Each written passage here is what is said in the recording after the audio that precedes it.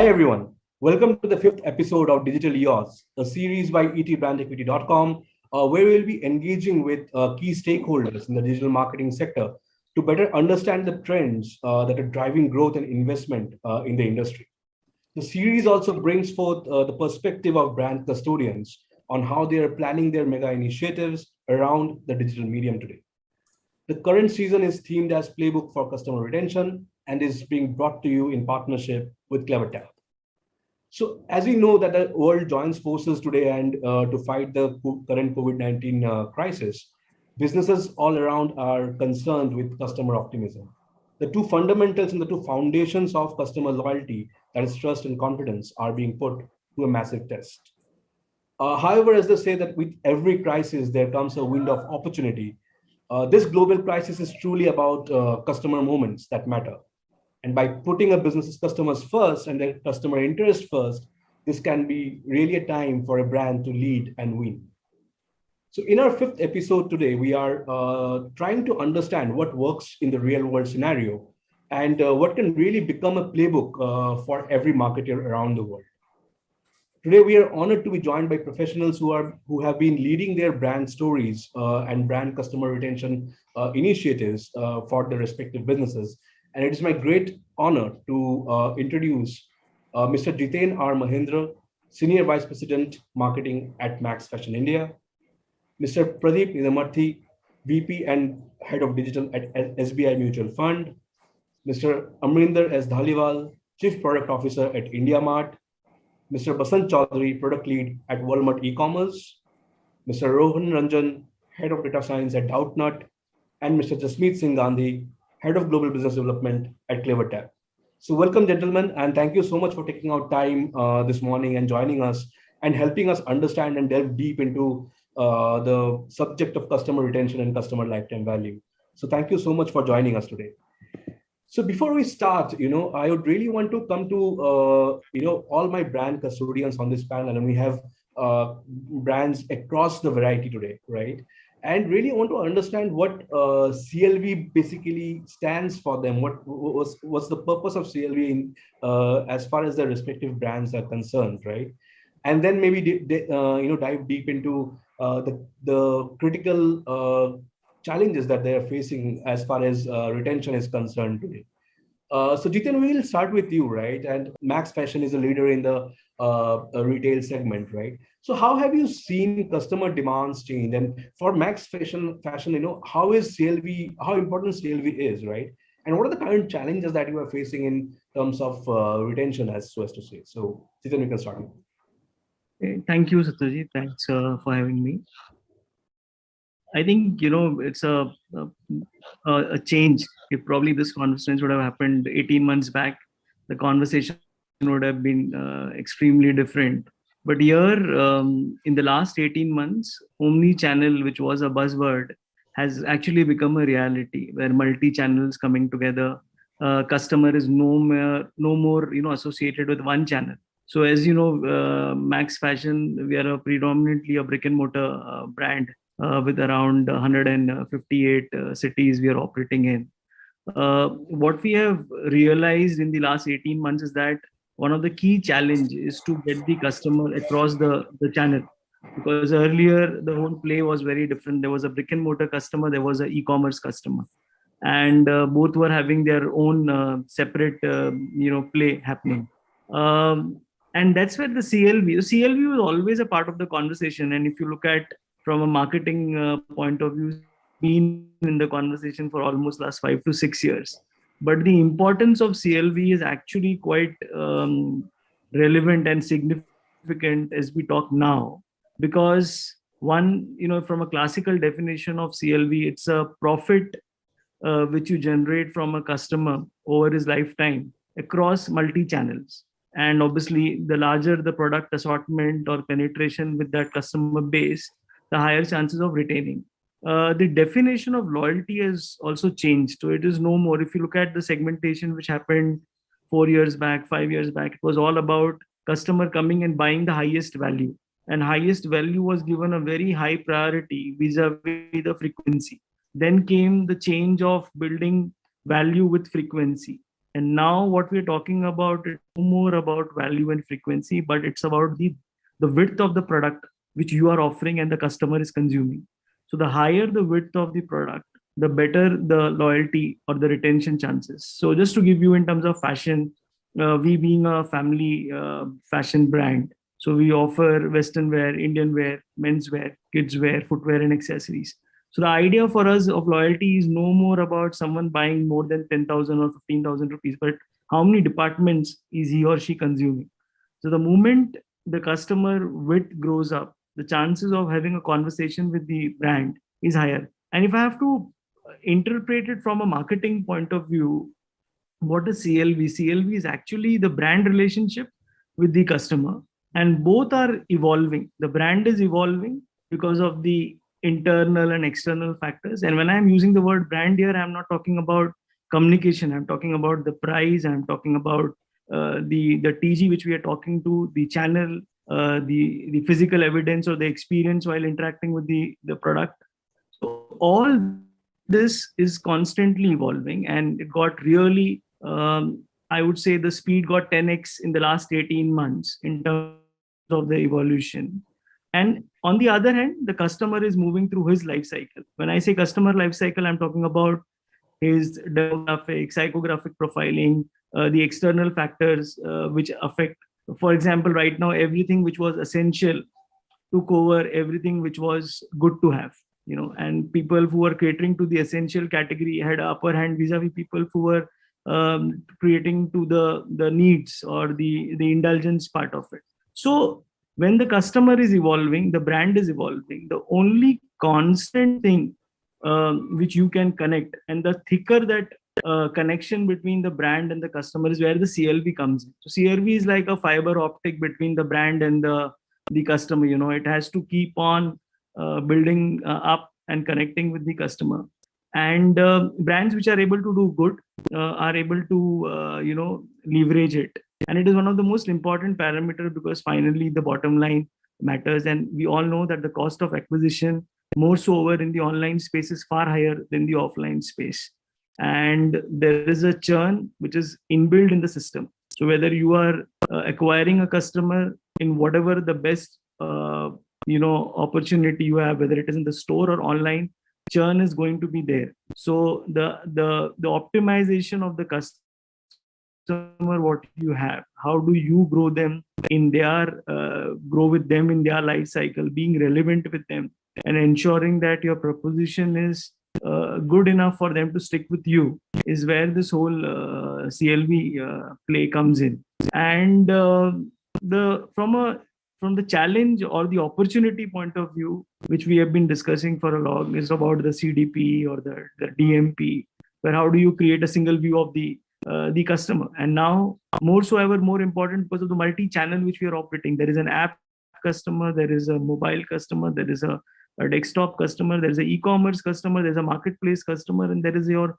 brick and mortar customer. Now when you put all of this in the gamut, I am 100% sure that brands will have a tough time saying who is their customer, and and whether this customer who is supposed to be their loyal customer, where has he really traveled across the channels. Because a lot of time brands have actually used the channel to acquire new customer. They have never actually emphasized more on transferring one customer to the other channel, because it was always a PNL issue, that why do you take your offline customer, which is far more profitable, to a online base where you have to provide him a high discount because of the marketplace. So with all those dichotomy in which we were all operating, today with the COVID, the linearity is coming. The customer, there is a sharp. So just to give you a perspective, we have a matrix called O2O, which is offline to online, and we are seeing almost 12 to 15% of our base moving from the offline to the online. Earlier, that was 3 to 5%. So I think COVID has pushed that whole piece, and really helped, in building the omni journey. And obviously, CLV is going to be a very key matrix to look forward to from the brand point of view. Correct. That's a great point, Jiten, to start with, because, you mentioned about the different platforms and different mediums where customers are present, and then your CLV also kind of has to address all those mediums, mobile being one of the most important things, and we would be coming to that. But before that, I really want to go to come to Amrinder here. So Amrinder, we have heard about a B2C retail brand's perspective on CLV, right? Coming on to India Mart and coming on to your the B2B game, the B2B play that you are in, how is it? Is it really? I'm intrigued to ask that is CLV really different in your case, or how do you define it, and what are the kind of unique challenges that you are facing today, so far as B2B e-commerce is concerned? Yeah, thank you, Satyajit. That's a very interesting question, and especially coming after Jiten. See, we are a B2B marketplace and India's largest marketplace. So in that sense, we connect two sides. We connect buyer and suppliers together. The challenges that we face are on both the ends. I mean, our customers are buyers as well as suppliers. So I would talk about one side first. Let me just give a context of the buyer today. So if you were to look back over the last few years, then one big change that has happened with the buyers is that everybody has a mobile computer in hand. So earlier, the only way to access internet was a proper desktop computer. Now, every mobile is a highly powered computer with cheap data access. So now it's not only entertainment, it's not only communication, but even commerce is happening. And by commerce, I don't mean just e-commerce order placement, but I mean commerce where you try to find businesses, try to find products online. So everybody expects that whatever you're looking for is available online. What Jiten mentioned about the big shift, it's not just in buying, it's in everything. Today, the discovery starts from just searching. So really speaking, for buyers, India Mart is the Google for finding products and suppliers and prices. I mean, anything that goes beyond the online and brick and mortar retailers, discovery is very hard. So India Mart plays that role of discovery. Just to give you another context of how customer expectation on the buyer side have changed in the last 2 years, and that's a period all of us will talk about a lot. When pandemic started, the first port of call, I would say, for the buyers, and we realized that from the traffic that was coming on our portal, was that the demand for the safety equipment like PPE kits, surgical gloves, masks went up. Then demand for sanitizers, disinfectants went up. Demand for raw materials of these products, so the non-woven fabrics with which the masks are made, that went up. Raw material for the chemicals that are used for disinfectants, that demand went up. Later we had shortages, so demand for oxygen cylinders, demand for ventilators. So everything was, the expectation was, I went to the Google of businesses, that is India Mart, and I should get access wherever that supply is. So that's when we rolled up our sleeves and we said that we need to really organize all the supply. And when I say organize, we need to make sure it's digitized, right supplier data is available, the supply quantity information is available, and we are able to match make. So it was really a war room that we created in the beginning of the pandemic last year. And first 6 months were just immersed in servicing this buyer need. So that was the expectation from the buyer. And we had to really come up and double down to deliver to that expectation. And since then, there's been a seismic shift. Almost 50% higher traffic has come onto our platform permanently. So now they're demanding that kind of relationship with India Mart. So even though the discovery is of a product, so they're looking for a PPE kit, probably they'll find a supplier of PPE kit and they will deal with the supplier. But eventually the trust, the point that you mentioned in the beginning, the trust is on the platform. And that's the role that India Mart plays. And increasingly, when we are looking at diverse set of suppliers, diverse buyers, now every, even if it's a small town called Itarsi in Madhya Pradesh, or it's a Moga town in Punjab, You expect the same level of product range, same level of quality delivery as anybody sitting in Delhi or Bombay. So that's the kind of expectation we need to solve. And very specific to the lifetime value for us on our platform, buyers are free. So we don't charge anything to the buyer. So for us, a surrogate measure of what lifetime value is that of the requirements that a buyer put on our platform, what percentage of those requirements were fulfilled by the suppliers that we matchmake him with or her with. So today, for example, I mean, this is a dipstick study that we do, and consistently we are at today. Now we are at 40%. 40% of our requirements are fulfilled by suppliers which are introduced on our platform. So really, the competition that the customer has is from for us, from the buyer side, is that there are suppliers from our platform, there are local suppliers, there are previous contacts that a supplier has. I mean, for example, a store like Max would have suppliers from their current base as well. So it's in that competition that customers' expectations need to be met, where customer may be looking for better price, maybe looking for better quality, better delivery. So that's the benchmark that we set. Now, coming to the other side, which is where we make money, but it's a freemium model. So on the supplier side, bulk of our suppliers, almost 98% of our suppliers are free with various tiers, and then almost about 1.5 lakh suppliers are paid with various tiers.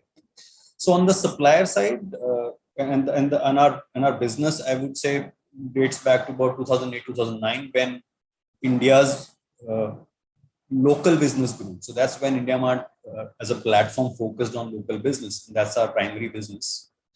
On the supplier side, in the beginning, the expectation was that, okay, get me a few leads. And I may be present online, but fine. Even if I'm not, it's okay. But if I'm there, then some business is fine, but get me more business. And then gradually the number of buyers kept going up, and last 3-4 years, something or the other has happened. Either demonetization has happened, or GST has happened, or a pandemic has happened.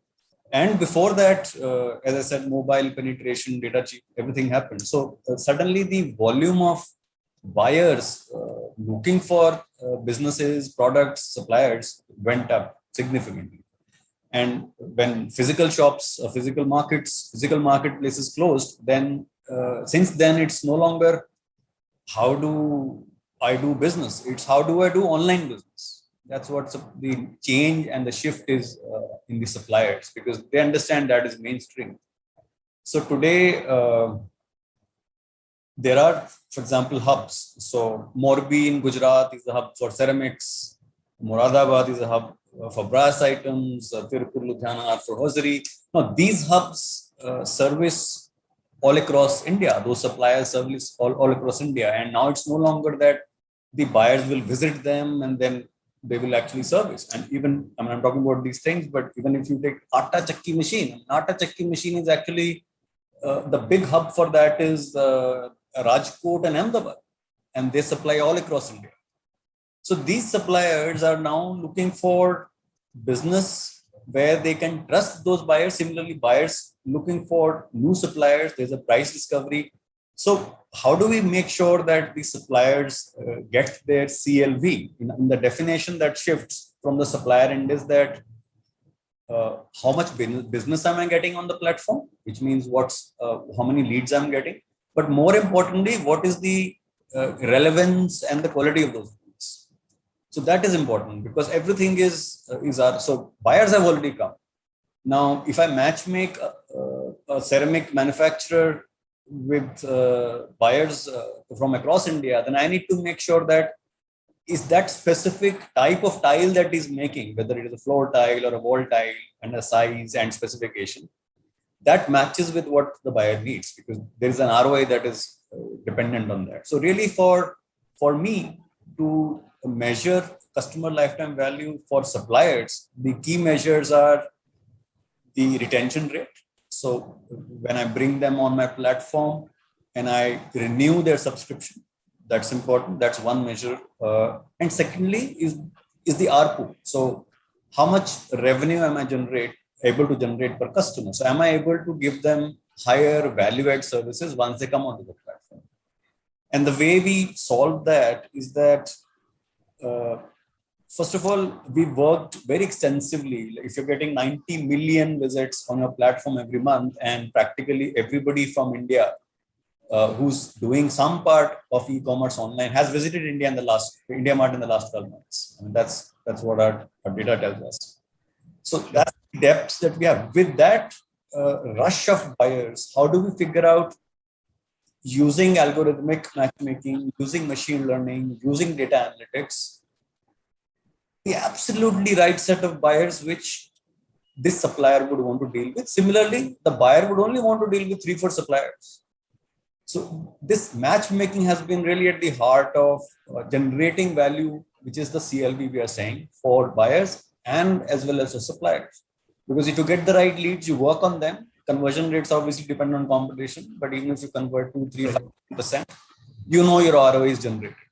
Right. That's the way to do it. And then the other part of CLV is that a lot of these suppliers are new. As I said, now everybody wants to be online and they want to go online and do business. So there are two solutions that one needs to do. One is to solve for their journey.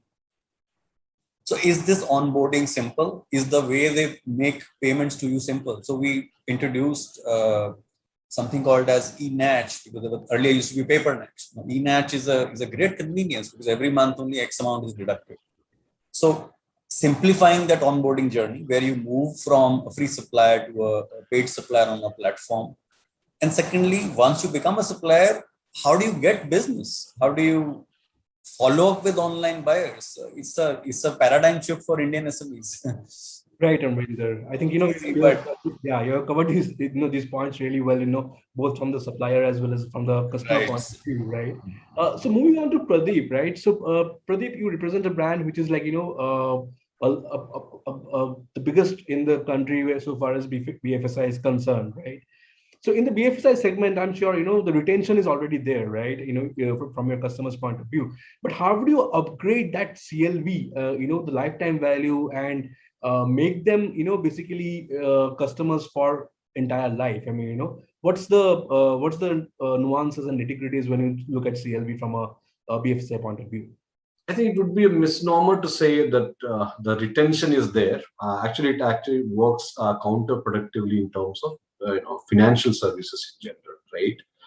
The perennial problem of having worked in e-commerce, retail, and then now in financial services, the perennial problem in retail is that you don't have the 100% wallet share, and you don't know what the customer really wants. One of the biggest problem in financial services, especially when you are not a bank, right? So we are SBI Mutual Fund, the biggest asset manager in India.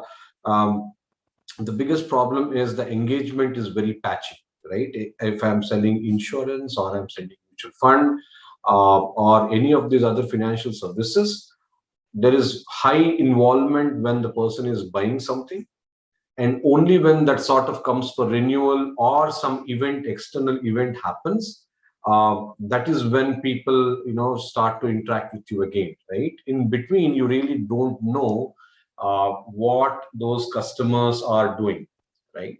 So the problem of customer lifetime value, or and especially in while asset management is what I represent here on this forum, for example, something like insurance or financial services, the problem is upfront you make a lot of investment, and you don't make any money till the person stays with you for at least 18 months, right? Similarly with mutual funds and everything as well, the margins are so sharp nowadays, and more with ETFs and other things coming in, those margins are becoming very tighter, and the longer the person stays, the longer you'll be able to, by virtue of the domain itself, the longer a person stays, you'll be able to give performance, and based on which your margins, the actual customer lifetime value increases, right? So this is the issue. The first issue is engagement is patchy. That's something that we need to solve for. Second thing is he might be buying something from me but the portfolio might be, let's say, 10 crores, but he might be just buying 20 lakhs for me, right? Or when somebody comes in, I don't know if that is a very experienced investor, somebody who is absolutely a novice investor, or somebody who is in the middle of the road, so that I can make up my mind of as to what kind of investor that is, and I actually pitch to them accordingly, right? So that's the second issue that you actually face. And the third issue, and not only with financial services, not only with mutual funds, and broadly with financial services in India, is that it's primarily still a B2B2C business, in the sense that there are distributors of varying sizes. There are around 80,000 mutual fund distributors of different sizes in India, and a bulk of the business comes through them, right? So when I'm talking about customer retention and customer lifetime value, I think it's not only the investor lifetime value, I also need to manage the distributor lifetime value, in the sense that they allocate more and more wallet share, in terms of when they can pretty much pitch any of the other mutual funds, right? So one is performance, which should be there, but then again, that's there across the board with everybody. In pockets, some are more, somebody like SBI Mutual Fund has probably been much more consistent over a piece of time, and that's why the trust in the brand, this thing, that's the inherent advantage we have. But still, from a listing point of view, we need to manage that relationship as well, because bulk of our business comes from there. And the thing is, and the fourth problem is, there are different platforms, right? Now, we have our own digital platforms, yes, but then again, there are always aggregators whom people might just go from the convenience point of view, right? Advanced investors will not be able to do a lot of things that they will be able to do on our platforms, but then again, from a pure convenience of managing their entire portfolio, they might actually be looking at some other aggregated platforms, right? And all this under the umbrella of an intense regulatory eye, right? Means everything you do really needs to be managed very well across the board, right? So these are some of the things that we face if you have to look at the customer lifetime value, or you look at retention of people, right? So if you look at it, I think at the end of the day, if we have to manage all this, and how we try to at least manage this is, first of all, we need to be very, very sure that convenience and digital presence, from discovery to fulfillment of the investment that we are talking about, there are digital tools that are available, right? For example, I'm still okay with, let's say there's a distributor in, let's say, Rohtak, and that person is having some customers. I should be able to, one of the things that we aspire to, and I think we are on the road to that, is our pitch to a distributor will be, hey, the only thing you need to have is a customer, right? From educating you, to providing you a digital presence, to the ability to manage business and fulfillment, we will provide you all the digital tools that are needed to manage your business, right? So that's one thing that we, end to end are trying to do to solve for this, so that at least there's a digital footprint across the board. And like everybody has been speaking, I think the chief digital transformation officer of the world right now is COVID, right? Everything is digital. And I remember this, this thing saying that, there was a meme starting of this thing that, who drives the digital agenda in your company? The CIO, CDO, CEO, and COVID, and it's like 98% is COVID, right? So, well, that's the silver lining for a very, very bleak times that we are in. But still, so maintaining that digital listing, first of all, lays the groundwork for the data to come, right? Next, what you do, and we try to do, is we try to create you stitch the ideas across the board and create a view of the customer, right? They come from different channels. Discovery happens to some channel which is not mine at all. But then again, we look at some approximations and at least try to understand that this particular person has some affinity in the outside internet world, probably, and from their digital footprint versus their behavior on our platforms. And we are by ourselves, we add around 30 to 40% of the new investors that enter the industry itself, right? So we're a fairly customer rich company that way. So creating that view is very important, right? A lot of the times we don't do that because you see that people come in, you would have already bought something and still you get same reminders for the same thing that, hey, why don't you buy this, right? That's dollars spent or money spent on the other side, which is frustrating. It's equally frustrating for the customer. So you need to create a single view of your customer. Then, okay, you have that data, you have the digital presence so that you can collect the data, you have a single view of the customer. Now what do? You need tools to really orchestrate things across the board on the, on the other side of the data, right? Because you have multiple channels. You have your call center, you have your emails, you have your WhatsApp today, which is increasingly becoming more important. And then you have your paid channels, there is social media. So there are so many things, and there is one customer, investor who might or might not be interested in what you are selling at that point of time. Because anything you do to engage with the customer at not the right time is simply waste of money, and like I said, it adds to the frustration of the customer, right? So you need a tool to sort of orchestrate that, and we do that. And again, a feedback channel from that orchestration back into your data world so that you can make that communication that much more sharper, right? So this is the general framework. The other thing that we really need to use, and one of the byproduct of this, which will actually drive our business, is like I said, I need to look at my customer, so my distributor lifetime value as well. How do I entice a distributor to really pitch my product, right? If I can tell him that, hey, here are your 10 investors whom you can actually pitch because the propensity of them buying something is higher, and he finds that our recommendations are bang on, there's a very high probability that that person will pitch my recommendations, my data side of things, and my customers and products to his customers, right?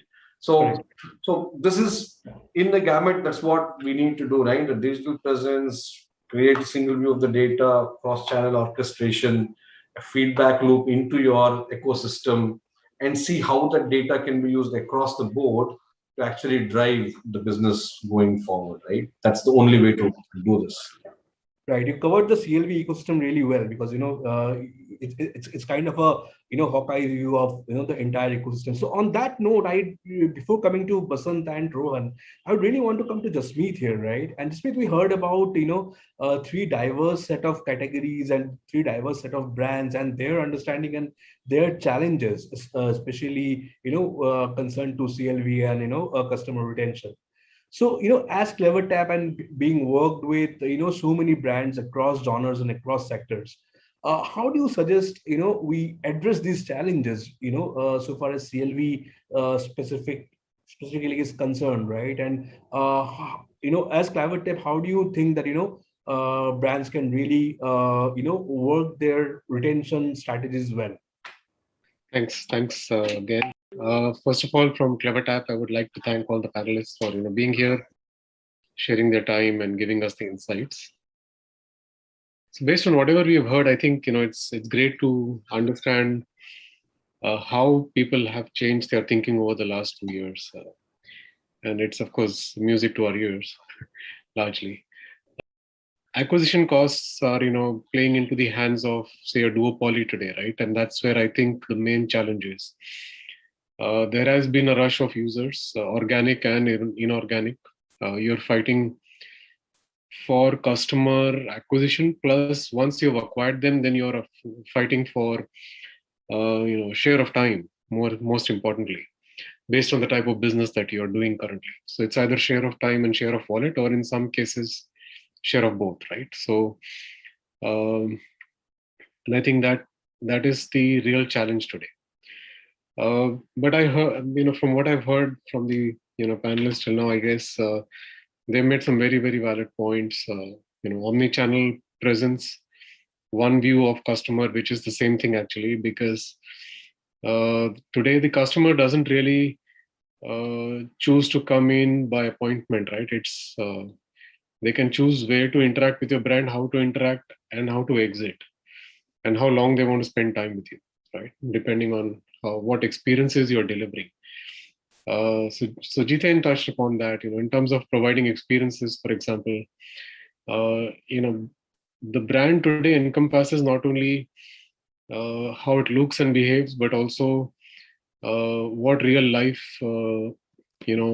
experiences that you are making yourself relatable to. So it could be the onboarding experience on the app, for example, as simple as that, to how easy it is for me to discover, like, Amrinder said, facilitating discovery is the core of their business.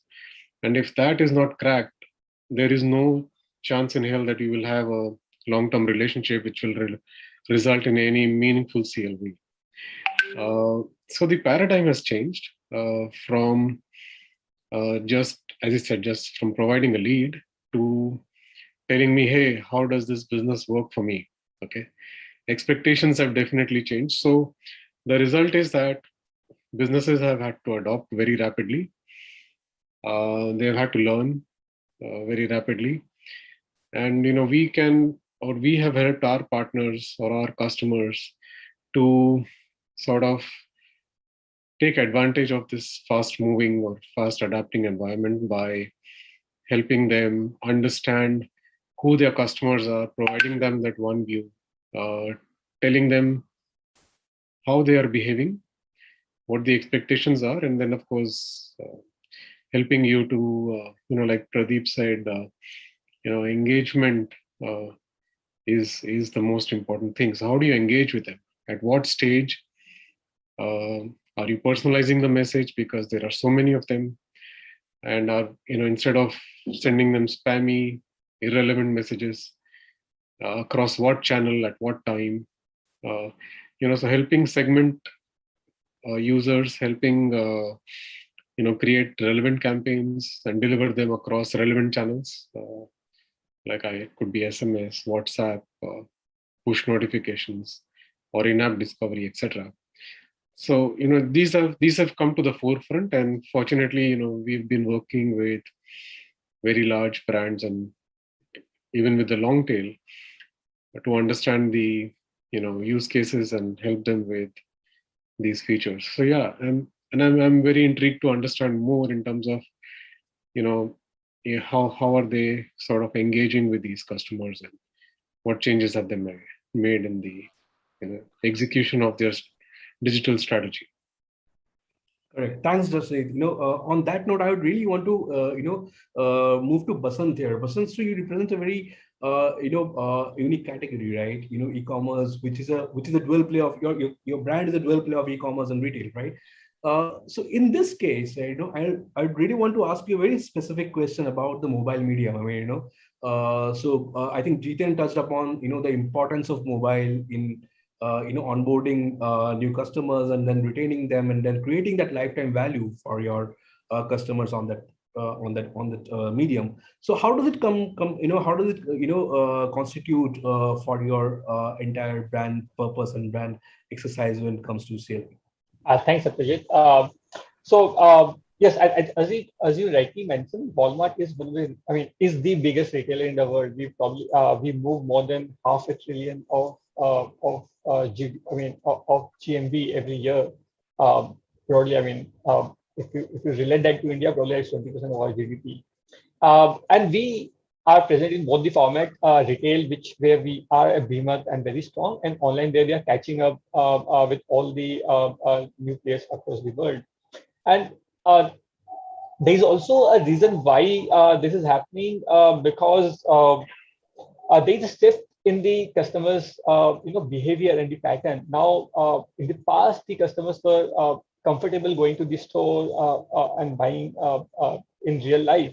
And we've seen a lot of customers now favoring convenience of online. And like Pradeep was saying, COVID has been a real driver, not just in India, but across the world. And we have seen a huge uptake in terms of our online adoption, even in the US market. Mobile, I think it's really moot to say, because if you're talking about online, mobile is the key for to get the entries into customer store. Even in India, of course, the mobile penetration is much high in terms of online commerce, 80-90%. In US also, we see more than 2/3 of our customers shopping on mobile. So it's really moot to not invest in mobile. But beyond that, what we are also looking at is how can mobile enable us to lock in our store customers, the customers who still prefer to walk into the store. How can we leverage the devices that they already carry to give them a superior experience? And we are going very deep into some of those problems and solving it, as a holistic challenge across the ecosystem. So let's say, beyond whatever we do on online, and we have definitely invested a lot on identifying the customer. I think that's the number one omni problem that I think many of our panelists also spoke about. Identifying if it is the same customer who's shopping online versus offline. How do you enable or lighten up unique experience for that customer? How do you know whether someone is a loyalty buyer? So we kind of looked into the problem deeply. We identified scope where we could make the mobile app a companion for shopping offline. Be it so wallet stores are like huge, as big as Ford football stadium. How do we enable customer to go and find the item where they are stored? Our mobile app has become a companion for them shopping offline. If you do not find an item on Stack, you could just go and scan the empty racks, and the items will be delivered to you at your doorstep. If you want to check out, we have enabled mobile, and at least it's still in the early phases. So we have enabled it for some of our high value members who can just do a self checkout. You don't need to stand in the queue for 30 minutes. I think that's one of the most painful experience while shopping in a physical format. How do we even, Walmart is doing phenomenally in pickup and delivery. So how do we then enable our customers to have a fantastic pickup experience? And pickup is not something which has probably caught up a lot in India so far. And I'm sure in next few years we will see a lot of things happening, especially with JioMart coming in. But pickup is big in US, where you order online, but you go and collect offline. And how do we even announce the arrival of the customer so that the lead time, the wait time is the minimum? I think all of that is happening automatically as you, leveraging geofencing, leveraging the customer's unique profile. The customer don't need to do anything. It's more about how can you work on that ambient computing part of it so that the technology is there to assist you, but you don't really need to be consciously using the technology all the time. And when you need to, it's also available for you to very actively use it. We are thinking through, so the way we normally look at the customer is not in terms of funnels and not in terms of visits, but we normally look at it in terms of their journeys, in terms of the mission that they are here to solve for. And that's how we look at a mobile as a key enabler and see which part of the journey, which part of their mission can be really unlocked for the customers. How can we leverage the humongous amount of data that we have collected over the years, and more so after the online explosion? And we go very deep down in terms of identifying how can we keep your cart ready. Something that I think some of us in India take it for granted because we have been shopping in kiranas and mom and pop stores and they know us one-on-one. But how do you do that at scale at 500 billion GMP? That's what we are solving for, investing very heavily in our data sciences to create unique profile for every customer, to know the cadence at which they buy, what is that their need, what their need will be when next time they come to either our store or online. How can we keep their entire basket ready so that the time they spend is minimum? How can we enhance their convenience? If you solve for the core need of the customer, I think that's one of the biggest retention driver. But like I would also like to draw an analogy here. Retention plays like an iceberg. There is the top of the iceberg that you very actively do in terms of your CRM engagements, in terms of keeping the customer warm. And there is below the surface, which is like 90% of the work that you do to build that competitive advantage, which is sustainable, which gives you a leg up against your competition, and will will act as a pull for the customers to be retained. And EDLP, which is our everyday low prices, has been the key. Our investment in supply chain has been the key over the years, but not anymore. They are like the baseline. The customer expect that from Walmart. And what else can we do is some of the things that I probably spoke about. And there are many, many more things which are happening. In fact, in last 18, 20 months, if I speak about, we have kind of restructure our entire business to sort of solve some of the unique problems of omni-channel that Jiten was also mentioning. It's multi-channel. There is a P&L challenges across different owners, and how can we enable that? The organizer needs to prepare for that. We have kind of unified, owners across the business now. The same person, if they own online and offline, the friction will be less, and you will be able to think holistically through how can we enable the customer, and then the innovations will start to happen, which will ultimately feed back into your unique differentiated customer experience, and unlocking that long relationship with the customer. You could drive your customer lifetime higher. So in essence, I would say two parts: how can you touch upon more needs of the customer, and how can you keep the customer longer on your platform is the key for us to drive higher CLV and customer retention. The iceberg analogy was really nice, actually, Vasant. So thank you for that. So now I really want to move to Rohan here, right, and understand from the edutech perspective, right? So in edutech, how does CLV really work? Because your customers are very different in that sense, and since it is a very kind of a rising category, the competition is also huge, right? And probably, and I might be wrong here, but please correct me if I'm wrong. So probably, that holding on to the customer, retaining that customer is much more difficult in that sense, right? So how do you look at CLV, and how does CLV play a part in your overall brand development? Rohan, question is yours. Yeah, thanks, Ajay. I'll just take a couple of minutes to set the context on what I'm going to be talking about. So yeah, like edtech is one of the hottest sectors at this point of time. Fairly competitive. A lot of players in the market right now, and we've had a lot of tailwinds going with the sector post COVID, right? So Doubtnut as a company is is uniquely placed within the sector. So we are the largest tech platform in the country. We have about 20 lakh users coming onto the platform daily. We've been an engagement-first platform, which was sort of interesting that a couple of other panelists, just me and Vasant, touched upon the value of time that people are spending on the platform. Right? So we are a platform which is very heavily, gunning to optimize and get a lion's share of the user's time. We started off as a completely free platform. We are still a free platform in terms of doubt solving. So doubt solving was one of the biggest use cases that students have across any student would have. Once they sit down to study, they will have doubts, and they don't have anybody at that point of time to help them. So we built Doubtnut in such a manner that at this point of time, any student can click a photo of any doubt that he has, and he will get an instant video solution answering it. Right? What we've seen over the last 2.5, 3 years is we've been able to attract students from across the entire spectrum, but a very large share of our students are coming from tier 3, tier 4 towns and proper villages. Right? So these are places where you would not have any education infrastructure, or even if it exists, the quality is very, very poor. Right? So for these students, Doubtnut is the only platform where they are able to get access to quality resources. Right? So we've been able to acquire a lot of users on the basis of that. Our acquisition has been largely word of mouth, and we've grown massively. But now this is where it starts getting interesting. Students sit down to study like at least 2 times or 3 times a week. Right? At that point of time, we have to make sure that we are the only platform that they are coming to.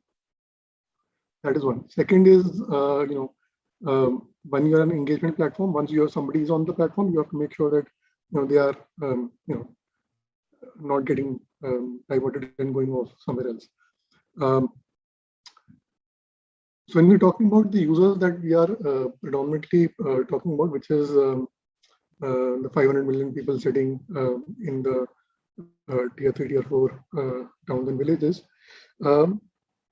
the alternatives that they have to .NET are essentially YouTube and their local whatever options that they have offline. We managed to establish ourselves as the preferred channel in terms of doubt solving.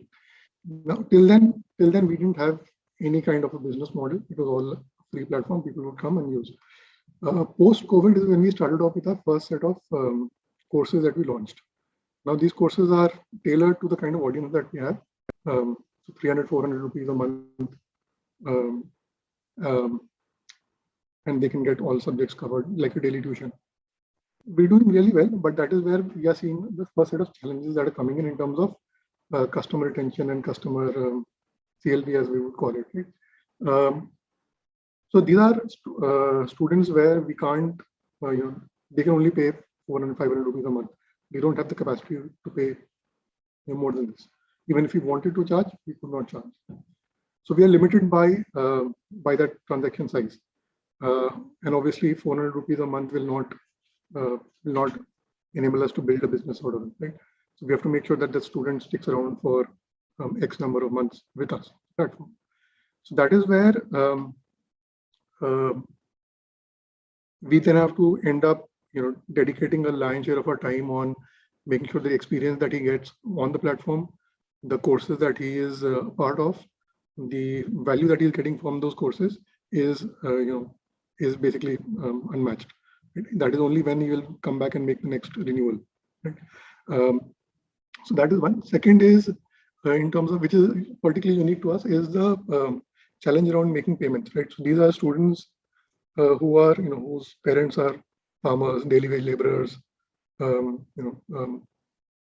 set up telas in whatever cities are there.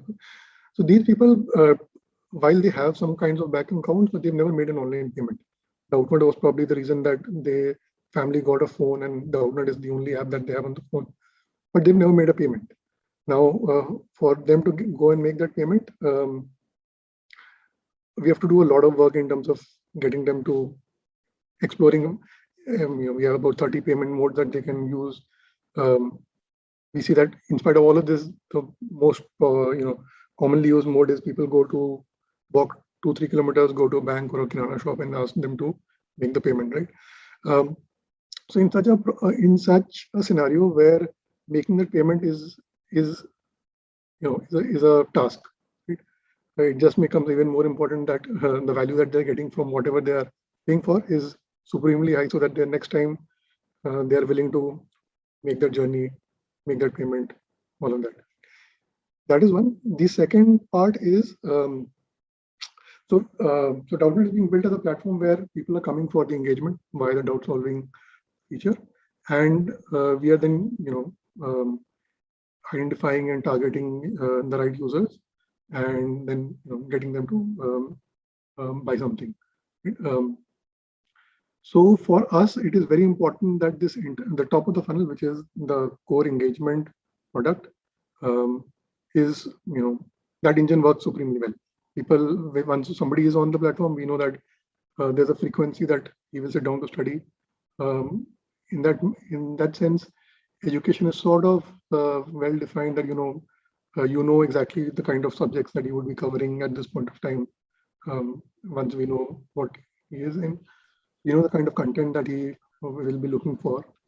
But we need to have the tools and the data and the algorithms to figure out what to pitch, when to pitch.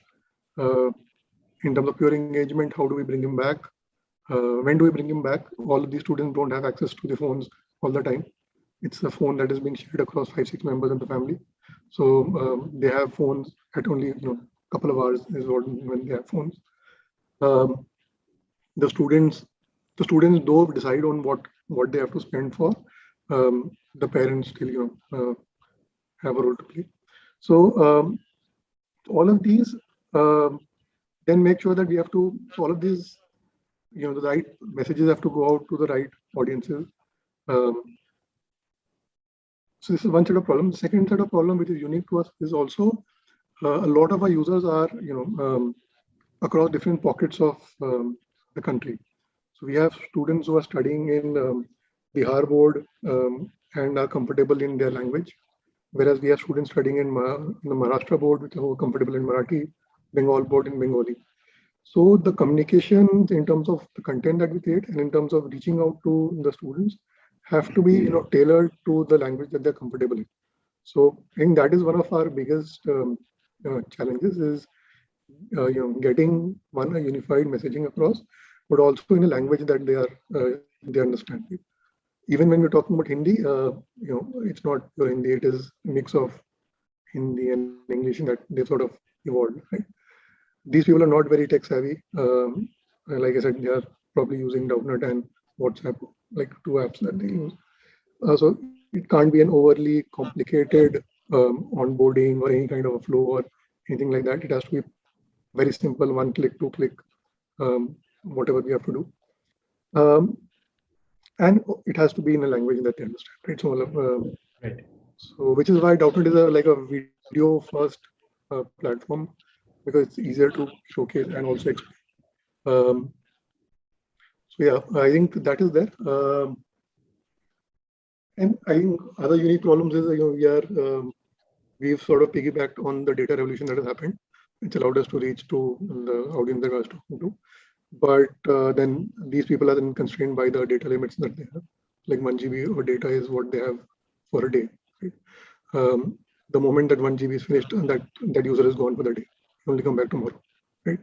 So you have to make sure that in spite of he is not just time, you're also fighting for his data limit.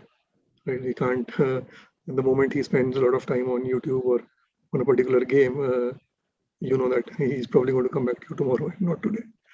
So Right. that is It's a very interesting point on how you emphasize on the language part, because this has become really very critical for students across across geographies, considering that India is such a vast country. Great. So as we near come near the end of this discussion today, I really want to come to Jasmeet here, right, and understand from his point of view, how does CleverTap and how does CleverTap being at the top of the race of CLV is concerned, right?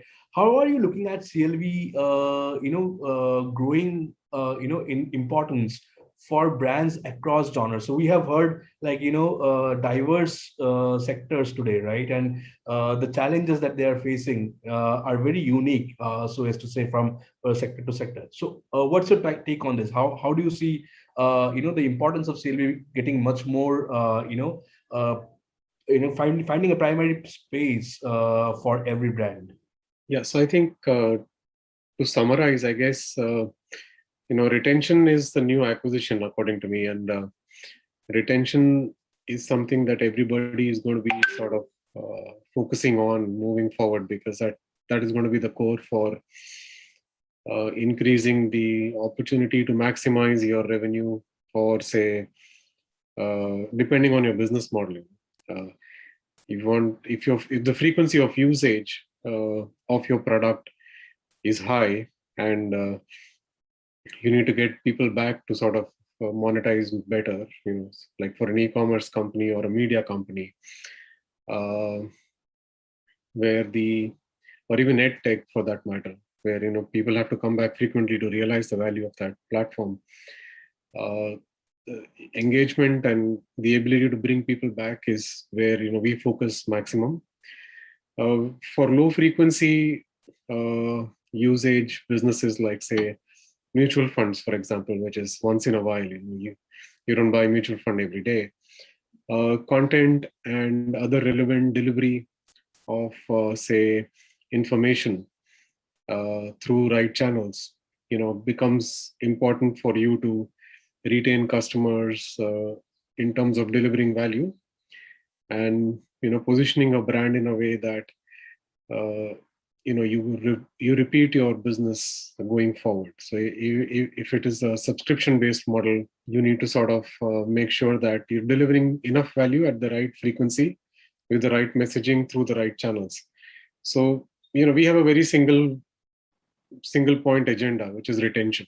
How do we help you, irrespective of which business you are, and what your core value proposition to the customer is. We work with our customers closely on that and make sure we help them deliver that value, absolutely without friction. So that's what it is. Thanks, Jasmeet. I think on that note, this is a great note to actually end the discussion today. So I would really like to thank each and each one of my panelists today. I think we have just started discussing the surface, and we are still scratching the surface in that sense. So as to say, CLV and retention is concerned. As we go along, this sector is immensely in the boom, and we'll definitely look forward to come together again and join. Maybe come together again and discuss the new aspects of CLV. Until next time, thank you so much for joining us today. Thank you.